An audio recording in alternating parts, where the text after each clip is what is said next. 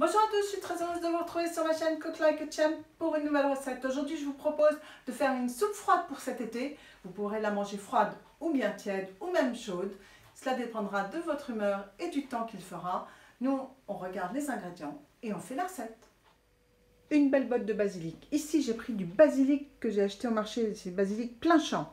Des haricots écossais, des fèves, des petits pois, des oignons nouveaux, de l'ail rose, une tomate, une pomme de terre, une carotte, du sel, du poivre, de l'huile d'olive sont les ingrédients qu'il nous faut pour notre soupe froide au basilic. C'est parti, on fait la recette. Première chose, on prend nos haricots et on les écosse.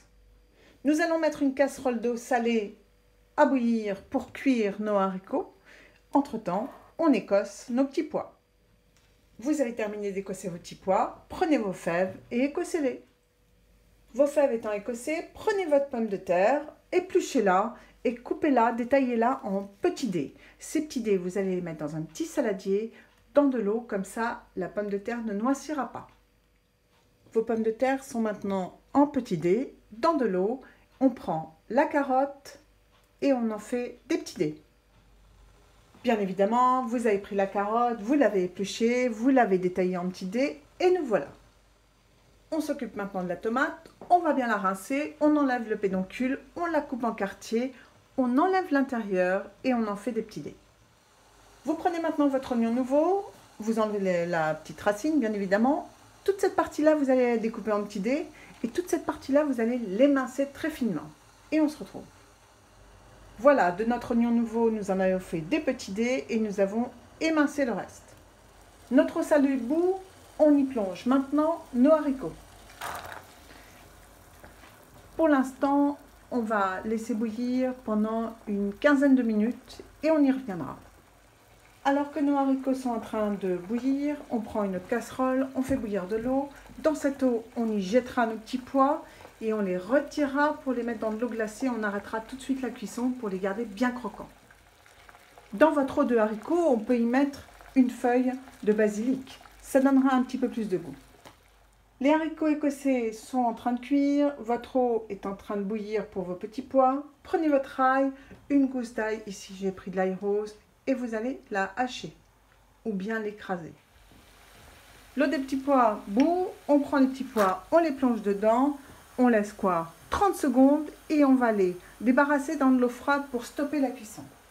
On a donc stoppé la cuisson des petits pois en les mettant dans l'eau froide. Maintenant vous utilisez la même eau pour plonger vos fèvettes quelques instants et on va elles aussi les débarrasser dans de l'eau froide, comme ça il va être plus facile pour nous d'enlever la petite pellicule, vous allez voir. Voilà, ça fait à peine une minute que j'ai mis les fèves dans mon eau bouillante, vous les prenez, vous les mettez dans l'eau froide et ensuite on va enlever cette petite peau qui les entoure. Donc on prend les fèves qui ont été refroidies et on en enlève juste la petite peau. Comme ceci, si vous allez voir, ça va se détacher tout seul. Hop! Et c'est ça que nous gardons. Donc on les fait toutes et on se retrouve. Cela fait environ 12-13 minutes que nos haricots sont en train de cuire. Maintenant, je vais prendre mes petites carottes et je vais les mettre à cuire avec. C'est parti! Et là, on revient dans 2-3 minutes. Pendant la cuisson de mes haricots et des carottes, j'ai pris mon basilic plein champ. J'en ai fait des sommités comme ceci. Je vais prendre quelques feuilles, quelques grandes feuilles ici et je vais les émincer très finement.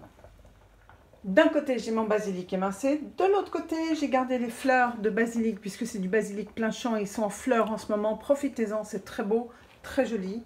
Donc utilisez vos fleurs pour la décoration de vos assiettes. Donc ça fait 3-4 minutes que nous avons mis nos carottes dans nos haricots écossais. Maintenant, nous allons prendre nos dés de pommes de terre et on va faire la cuisson des pommes de terre dans ce mélange carottes-haricots. Comme ceci. Voilà. Et on laisse environ 3-4 minutes et on revient. Alors que vos pommes de terre sont à cuire maintenant avec votre mélange carottes-haricots écossais, vous allez prendre une petite poêle, vous allez faire chauffer un petit peu d'huile d'olive dedans, dans lequel on va rajouter l'ail et notre oignon qui a été coupé en dés. Et on va faire suer notre ail et notre oignon tranquillement jusqu'à jusqu'à ce qu'ils deviennent translucides et non colorés. Vous n'hésitez pas bien évidemment à saler votre oignon et votre ail. Et bien voilà, une fois que vous avez bien salé votre ail et votre oignon, vous allez non pas débarrasser, mais laisser refroidir dans votre poêle. Je viens de goûter mes pommes de terre, elles ne sont pas assez cuites pour être fermes et croquantes tout en étant cuites. C'est un peu complexe, mais cela ne fait rien. On va laisser un petit peu et ensuite on débarrassera dans un saladier puis on laissera refroidir.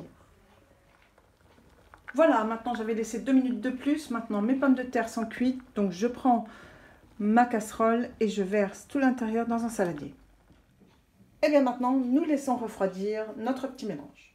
Donc maintenant, tout est refroidi. On prend notre mélange pommes de terre, haricots, carottes et on le met dans l'ail et l'oignon que nous avons fait suer de manière translucide. Voilà. Ensuite, nous allons y rajouter nos petits pois. Là, je mets bien la caméra. On rajoute nos petits pois, nos fèvettes, nos dés de tomates. Voilà. Et on va mélanger.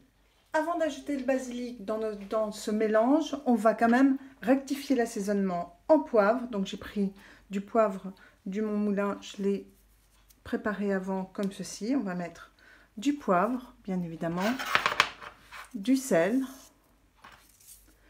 On mélange et on goûte.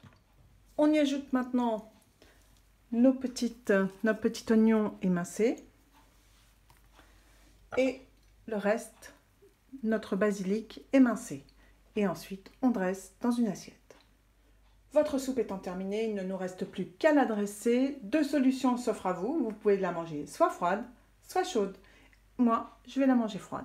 Donc, je la dresse sur une assiette et il ne me restera plus qu'à me régaler.